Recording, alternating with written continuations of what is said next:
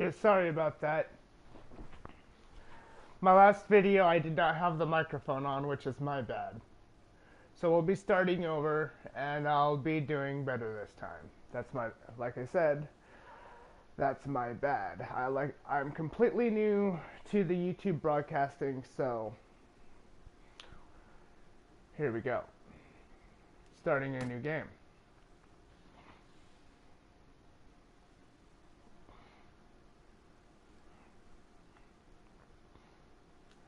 Okay, so in Mountain Blade, you can be a male or female character. Being a commoner does not change anything, neither does being male or female. While being male or a female does have some differences, a female commoner may have an interesting, if more challenging, early game, but each sex can obtain everything in the game. Except for the fact that the trophies of the game, you have to play a male and female character. With this broadcast, we are going to play a female character. An impoverished noble, a traveling merchant, a veteran warrior, a hunter, a steppe nomad, and a thief. A veteran warrior gives you some good starting gear, and so does an impoverished noble. But the impoverished noble will give you a banner, which will help make it a bit easier, because as a veteran warrior you have to wait until being offered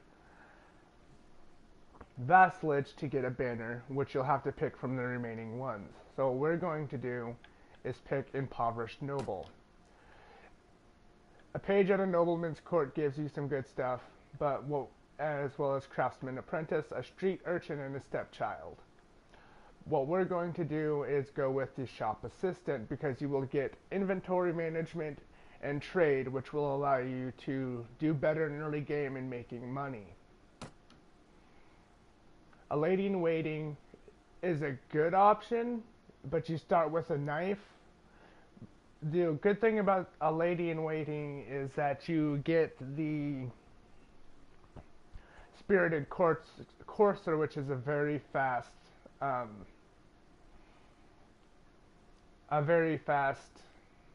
horse. Troubadour gives pathfinding, which is necessary. No, Troubadour gives charisma, which is necessary for more troops. Goods peddler gives pathfinding. University student gives a lot of intelligence, and a game poacher gives looting and tracking. We're going to go with the smith because of the starting weapon this one provides. As I was saying, pathfinding is necessary for moving quickly in the game. And so we're going to go with Wanderlust, which gives plus one pathfinding at the start of the game. So we're going to become an adventurer and ride to our destiny. These are the multiple types of banners available in the game. Personally, I prefer the one that will be coming up soon. I prefer this one right here, but that's personal preference. You can pick any of the ones available. So starting stats are strength 6, agility 8, intelligence 9, and charisma 7. We're going to put 2 of our available attribute points on strength. That'll increase our HP. Agility we'll leave at 8, intelligence at 9, and charisma we'll put +2 to give an additional boost to starting troops. Iron Flesh will increase our hit points by +2. Power Strike will increase our melee damage. Power Throw will allow us to throw with throwing weapons. Power Draw is for using bows. Weapon Master allows us to level up these faster using our weapon points. Shield allows our shield to last longer and allows it to cover us better from incoming damage. Athletics, we'll be able to run faster on the ground when we're not mounted.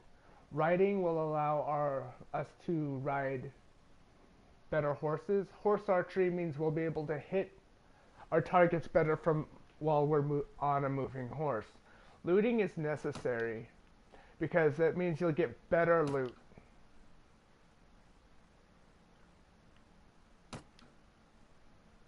Trainer is, it'll allow you to train your troops faster.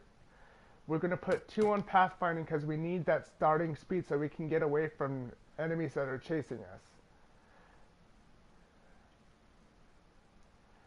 us. Prisoner management is in the beginning of the game, the money that you get from capturing enemies that you've knocked unconscious is highly necessary for being able to do a lot of stuff. Leadership will allow you to command more troops in your army, and trade will give you better prices. You can buy stuff cheaper, and you can also sell stuff for more to the store. Oops. Have to reset that. Iron Flash, Power Draw, Looting, Leadership, Trade, and Prisoner Management.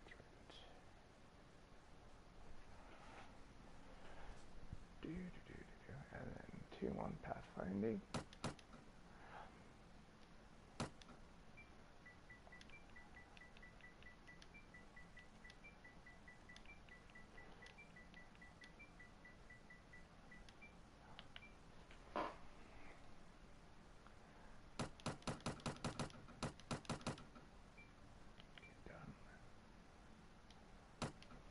This is the character screen where you can adjust the character to your liking. If you want, you can make your character very, very old and scraggly looking, or you can make them very young. As the character Karigan is based off of Karigan of Sacoridia from the Green Rider series by Kristen Britton, we're going to make her young. So there we go.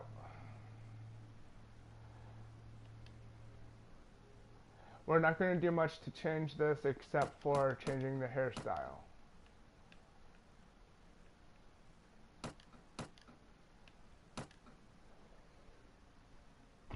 Excuse me.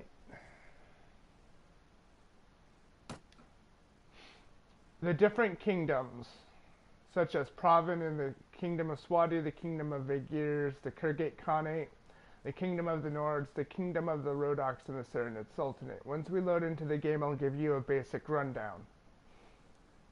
So we're going to start in the Kingdom of Swati because of the enemies that are there. The looters and the forest bandits, which are easier to deal with a starting army. R3 zooms in. L3 zooms in even more, makes it first person. I'd suggest highly hiding behind this stack of wood, because it'll give you some protection depending on the enemy coming around the corner.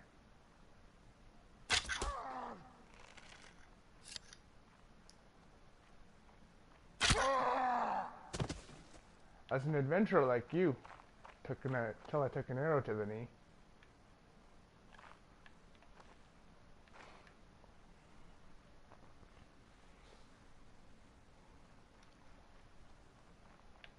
Hey, you're bald.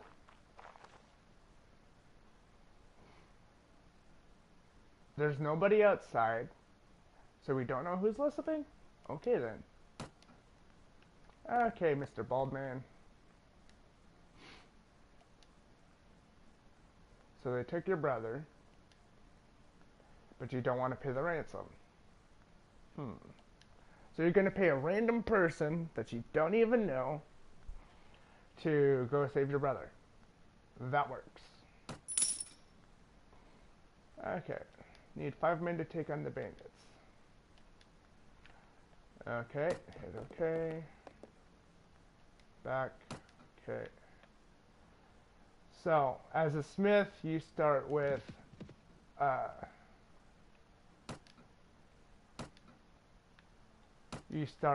tools, which will give you a nice bonus to starting cash. So, We'll go ahead and sell those. Pick up the fish, go there. We're now going to go to the goods merchant and pick up some extra stuff, because one of the trophies that you want to get for starting game is eat 5 different kinds of food. So, but your troops have to eat it. Now we're going to go to Swadia. The capital of Swadia is Provin. Then the sub-cities are Suno, Uxhal, and Dirim. The major points of the Swadian military are the heavy cavalry, which on the open plains does a lot of damage and can also help siege fortresses fairly well. The Rodakian kingdom is a heavily infantry-based military. They rely on spears and crossbows. The crossbows to defend, and the spears to try and stop Swadian charges. Valuka and Yalin are the sub-cities of Rodakia, while Jokala is the capital. Shariz is the capital of the Saranid Sultanate. Darkuba, Amarad, and Bariye are the sub-cities. They have Mamluks, which are capable of standing toe-to-toe to the Swadian knights on the field of battle. They have Saranid master archers, which are very good, very quick to fire, and can do a lot of damage. Halmar, Nara, and Ichimar are the sub-cities in the Kyrgyz Khanate, which the capital is Tolga. Then the Vaygir kingdom, the sub-cities are Rivacheg, Kudan, Kira. The capital is Ravadin. The kingdom of the Nords, which is over here, the sub-cities are Wercheg and Tir. The capital is Sargoth. Now the enemies that you find in these different kingdoms are, here in Swada you will generally find looters in this general area. And then over here in this area you will find forest bandits. In the kingdom of Rodoks you will find mountain bandits generally, unless you come across deserters. In the Saranid Sultanate you will find desert bandits, which are mounted using bows and light lances. They're kind of a pain to deal with, because if you're leading the charge and you meet an enemy with lance, you will be knocked unconscious and your troops will withdraw from the fight. In the Kyrgyz Khanate, the enemies that you'll be meeting is steppe bandits, which are similar to the desert bandits of the Saranid Sultanate, in as they're mounted, move quickly, and have lots of soldiers in their general parties. In the Vaygir kingdom of Vaygirs, you will find tundra bandits in this area for the most part, and in this area you will find sea raiders, which are the hardest troops to fight, but they give the best loot, which is worth a lot of money. Sargoth generally has a few forest bandits in here and a couple looters, with the occasional sea raider party coming into here. Other than that, not much. So if you're careful, you could start in Sargoth and pick up some Nordhuskarls, which are great frontline infantry and good for taking castles, in as they have throwing axes, two-handed axes, and heavy armor and large shields for combat. The Vaygir kingdom has cavalry, archers, and infantry. They're a good all-rounder nation, but I personally don't like them. The Kyrgyz Khanate is a all-mounted, except for beginning troops, kingdom. The Kyrgyz Lancers are fast. They wield pole arms that do a lot of damage, and their horse archers either use javelins, yarids, or bows to take you down from a distance. The Saranid Sultanate has Mamluks, like I said. They have master archers, and they have decent infantry, not the best. And like I was saying with the Rhodoks, they rely heavily on crossbows and infantry for the field of battle. And Swadia has knights for charge and general castle taking, as well as defense. They do use crossbows, and their infantry isn't a joke, but at the same time, it's not that hard if you have the proper troops to take care of them. So now what we're going to do is go down to here, and we're going to go to Asgad, but be careful because you don't know what you're going to run into starting out, and you want to be careful that you do not get caught by a large enemy force that you cannot handle. So we're going to recruit some volunteers. 2 recruits, that's not too bad.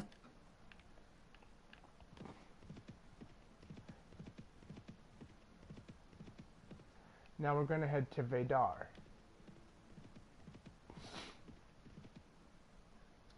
Okay, King Harlos leads the kingdom of Swadia.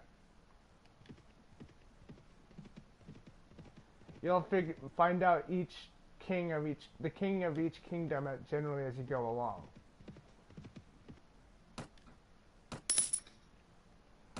So now we have 8 Swadian recruits.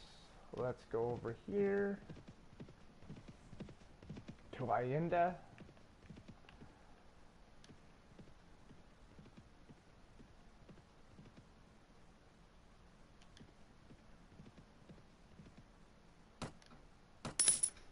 Okay, here we go. So generally what I suggest doing is starting off with a party of at least 10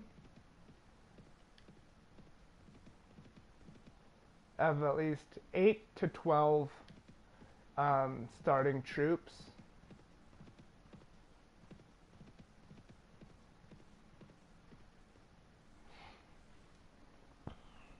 So the looter, yeah, we want to take your stuff.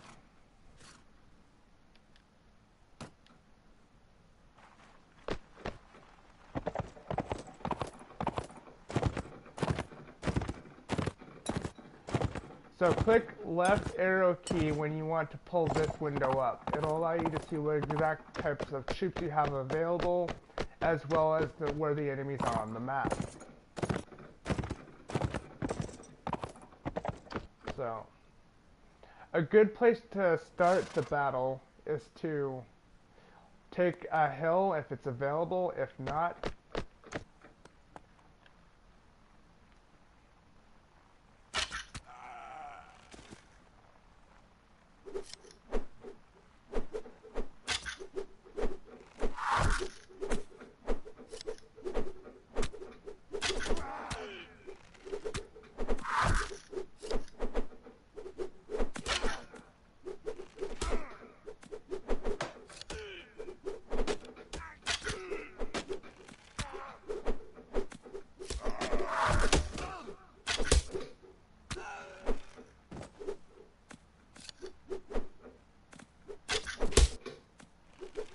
stop hitting me with the dang rocks.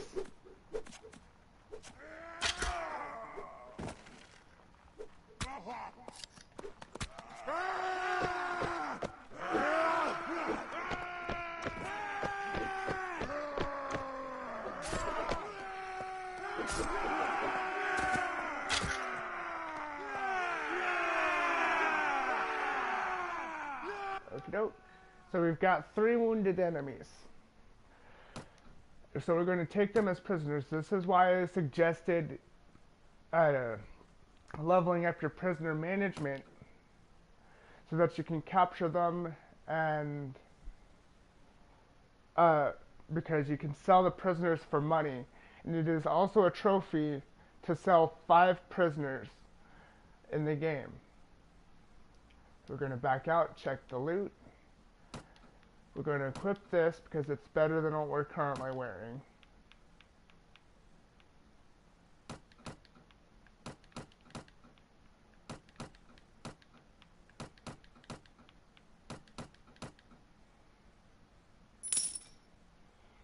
So, we've got troops that are ready to upgrade.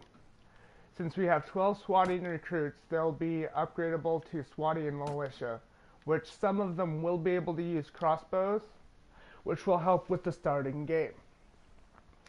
Swatting recruits level up to swatting militia. Swatting militia will have the ability to level up into swatting footmen, which will then be swatting skirmishers or swatting man-at-arms. The swatting skirmishers will level up into swatting crossbowmen, which are your ranged troops. And man-at-arms are mounted, which they will evolve into swatting knights. Swatting knights are heavy shock troops of the mounted class and do a lot of damage in open combat. They're very good when it comes to engaging the enemy on ground or in trying to take a fortress. They have a lot of defense, and they are highly capable of engaging multiple enemies while being outnumbered. There have been a couple times in the past while I was playing the game, learning it, that I was being attacked by a party of 70 and I had 4 knights that helped me survive the battle. Even though I took horrendous casualties, I did win the battle, which was actually kind of fun and awesome at the same time. You will meet various lords as you travel across the land. So, as you pick up the loot, you want to equip the stuff that is better than what you're currently wearing. And the companions that you find in the game, you want to equip them with the best gear possible so that they do not die. Well, they can't die, but they can be knocked unconscious, which any abilities that you have leveled up on them will make it difficult to use if they are knocked unconscious. And if they're not, like I said, if they're knocked unconscious, you can't use their abilities. So if one of them has high pathfinding, which is necessary for moving quickly across the map, then you will be slowed down and you will likely be caught by an enemy and engaged on the field of battle. So you want to be careful of that. Once you have a decent amount of troops of a high enough level, you can move faster and further across the map. But just starting, I'd highly suggest moving at small distances. That way you can see the enemies around you. Spotting is a great ability in this game because normally okay, you saw that king, I think that's King Harlos. If we go this way, you'll notice when he appears on the map. So, from here to here, that's your general spotting distance during the day, unless you've leveled your spotting up. So, character, Iron Flesh increases your HP, Power Strike your melee damage, your Power Throw allows you to throw weapons, Power Draw allows you to use higher level bows, Weapon Master will allow you to increase the level available for one-handed, two-handed weapons, as well as polearms, archery, crossbows, and throwing weapons. Shield will increase the speed that you can use your shield and the durability and health that that shield has. So if you have high-level shield during late game, you will also be able to use shield to make it even stronger, which means it'll last longer in combat. Athletics will allow you to run faster on foot if you're doing a mission such as capturing a fortress or just running around town. Riding allows you, the higher the level of the riding, the better the horse you'll be able to ride. Horse archery gives you a higher chance of hitting your target while you're moving at a high speed on your horse. Looting gives you better loot and more loot after a battle. Trainer will allow you to train your troops as you fight and throughout the day. Tracking allows you to see the parties of troops and groups of people moving around the map, so you can actually come across with high enough tracking a trail that says deserters. Deserters are great sources of income because they're not liked by anybody. You can get great gear if you have the ability to take them down, And you can also sell extraneous gear that they have that you don't need for lots of cash. Tactics means that you'll have the ability to, your troops will plan better in the middle of battle. Pathfinding, like I have said repeatedly, will allow you to move very quickly over across the map. The higher the level pathfinding is, the better it is. Spotting, which is what I was showing you involving the king, the higher spotting is, the further you can see on the map in all conditions. Inventory management. The higher your inventory management, the more you can hold. Certain trophies are involved with inventory management because if you can get inventory management up, and I think looting, you'll get a trophy that for being interested in money. Wound treatment will allow your heroes and your soldiers to get back into battle 20% faster per skill level.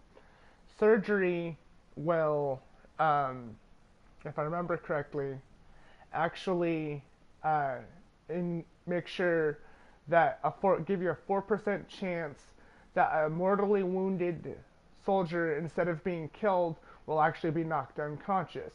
It's along the same lines for first aid. Engineer allows you to build stuff faster, such as siege towers and ladders for when you want to take out a castle or a city. Persuasion will allow you to convince characters to take your side far more easily. Like I was mentioning, prisoner management. Per each level of prisoner management, you'll be able to hold 5 prisoners.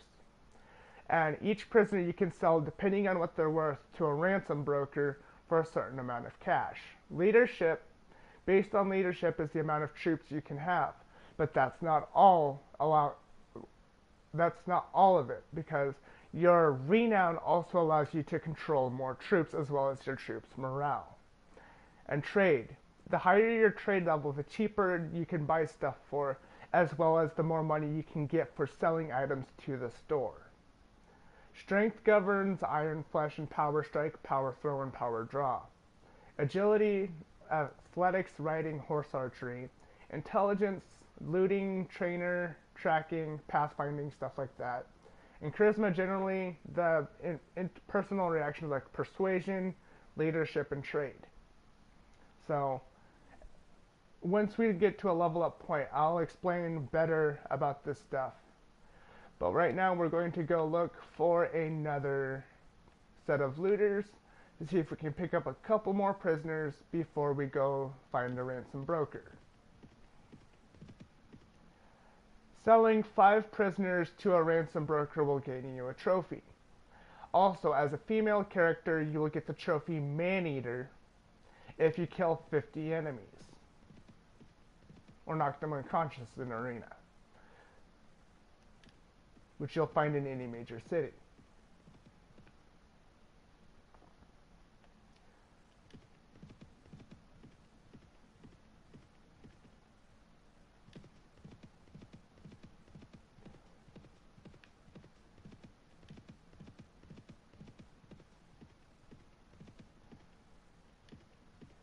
Generally, starting out, you won't find enemies very quickly, but you will have to be very careful of finding enemies that will annihilate your forces right off the bat.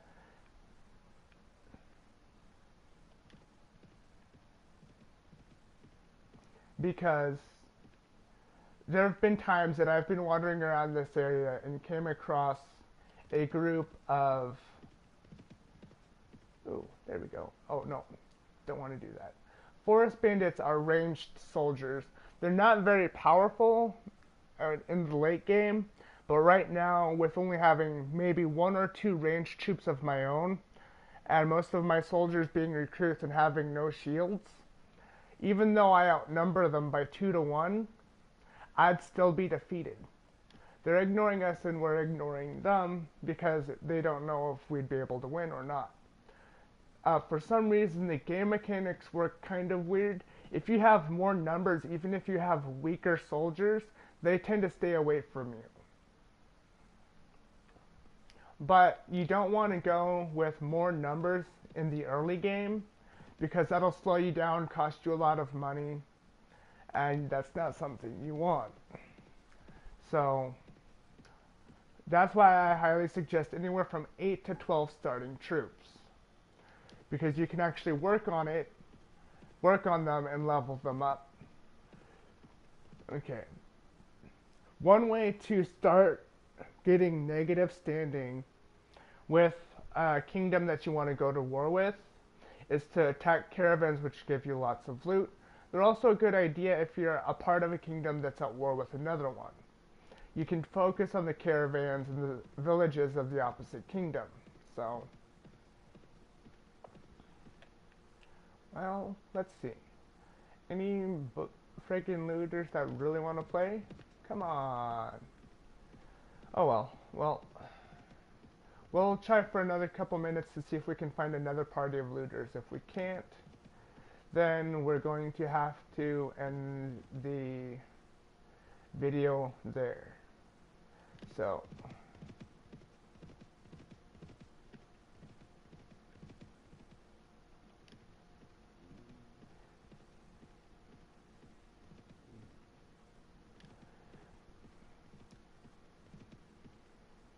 okay. So, with 13 soldiers and 3 prisoners, I'm traveling at 4.2, then 6.0 through the forest and over the plains during the day.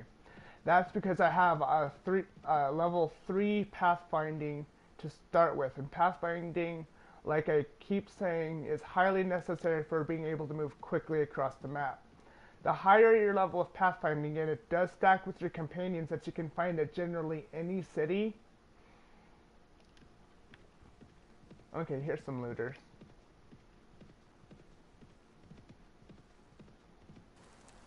Oh, Jarl Talbar defected to the Kingdom of from the Kingdom of Rhodox and joined the Kingdom of Norse.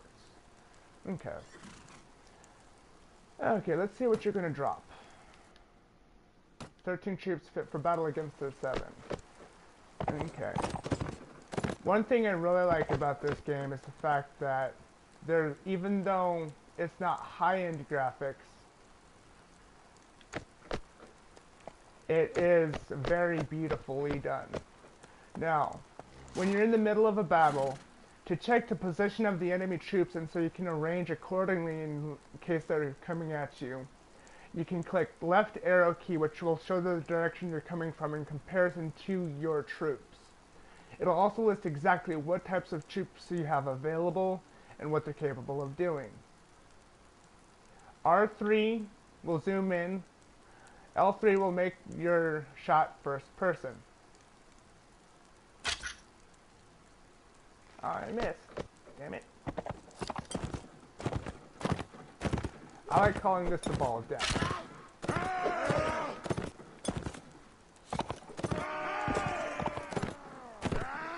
I learned it from another YouTube video person that I was learning how to play this from. He didn't go into it as much depth as I would have liked, so this is why I decided to make this.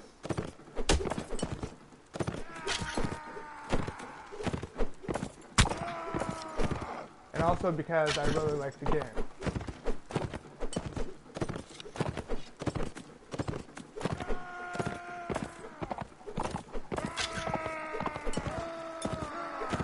If you can keep them going in a circle, they'll generally run out of rocks before they can actually do any major damage to you.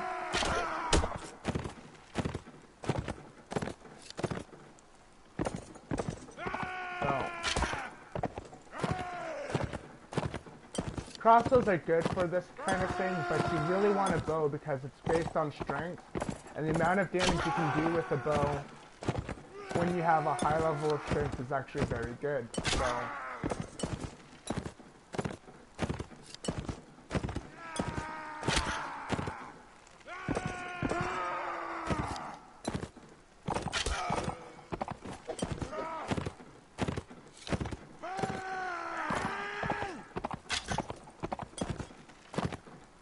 come on, Karigan, you need to stop missing. Well, actually, I'm the one controlling Karigan, so I'm the reason she's missing.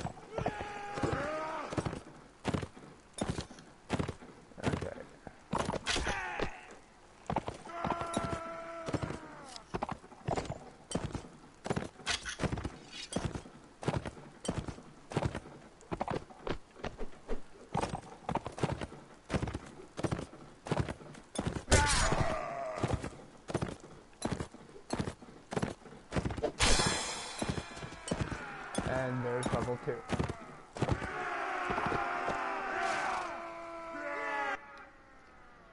Okay, since we managed to make it to level 2 before the end of the video, I'll go into better detail about the different abilities.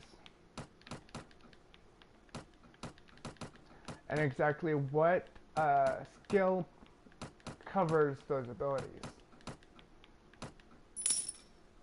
So we're going to hit L1 to go to character. Strength governs Iron Flesh, Power Strike, Power Throw, and Power Draw, which is Iron Flesh will actually increase hit points by +2 per level. Strength, funnily enough, will give you +1 HP per level of strength. So Power Strike increases melee damage by 8% per point in this skill. Power Throw increases throwing damage by 10% per skill level. The higher levels of Power Throw will deal more damage and allow you to use higher level throwing weapons. Power Draw allows you to use higher level bows and deal more damage the higher it goes. Weapon Master will increase your proficiencies at limits with the abilities over here. Shield improves shield speed and coverage, as well as the damage that the shield takes over time. Athletics will improve your running speed, like I said. Riding allows you to ride better horses that have more HP or better armor and higher charge ability. Horse archery reduces damage and accuracy penalties for archery and throwing from horseback. So horse archery allows you to, with higher levels, do more damage with the bow or throwing weapon as you're riding a horse. Looting increases the amount of loot obtained by 10% per skill level. Trainer adds some experience to every available hero, as well as soldier per level. And this is accrued every time the game goes into midnight. Tracks become more informative. Like I was saying, if you come across a party of deserters, tracks, you can chase them down, kill them, and get all their good loot. Tactics increases starting battle advantage by 1. Pathfinding is, as I've constantly harped, is highly necessary for having a good map movement speed, which will allow you to chase down enemies or get away from enemies depending on the size of your party and their party very quickly. Spotting allows you to see further the higher level it is. Inventory management allows you to have more inventory available for storing dropped goods from enemies. Wound treatment heals your party by 20% per skill level. Surgery gives a 4% chance that a mortally struck party member will be wounded rather than killed. First aid, heroes regain 5% of skill level of hit points lost during mission. Engineer constructs siege equipment and fief improvements more efficiently. Persuasion allows other people to accept your point of view. Also lowers the minimal level of relationship needed to get NPCs to do what you want. Prisoner management, number of prisoners increases by 5, like I said. Leadership and trade. Leadership allows you to command more troops, but please remember that this is also based on your level of renown. The higher your renown, the more troops you can command in battle.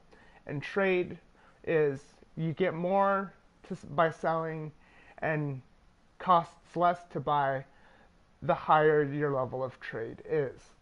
Trade, prisoner management, and looting and inventory management, these 4 are necessary for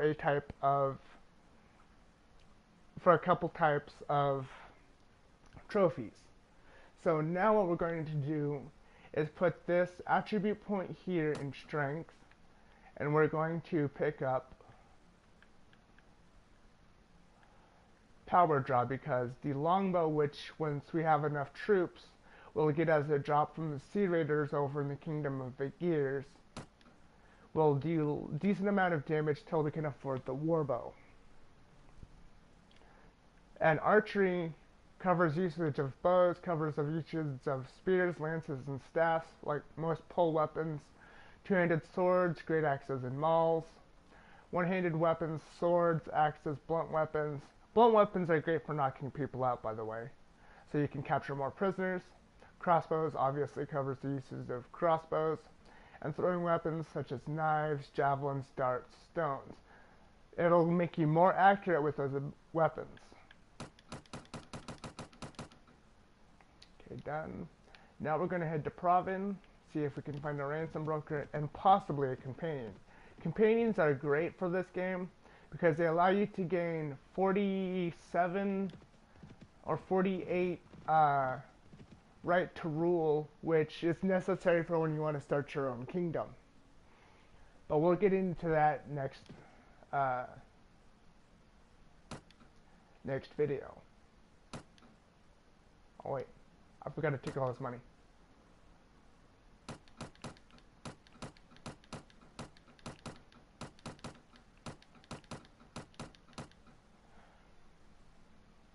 These are the different types of armor available.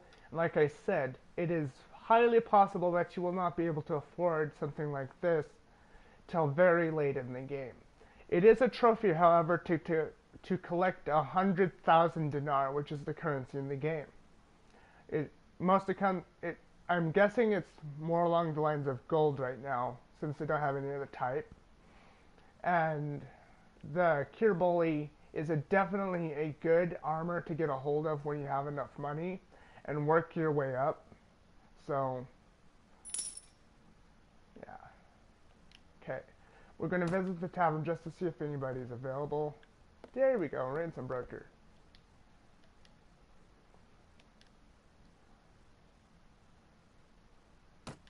Okay, so I wish to sell.